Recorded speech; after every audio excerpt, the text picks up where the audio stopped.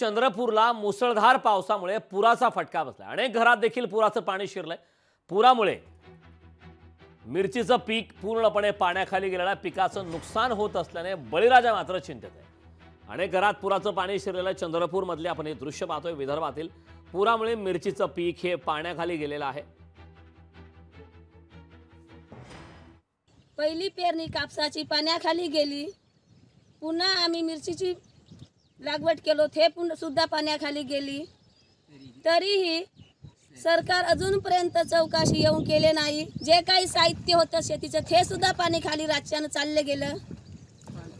Pipe नागर Walker सब पाण्याखाली गेले निघून गेले। तरी सरकार अजूनपर्यंत आमची चौकशी केली नाही।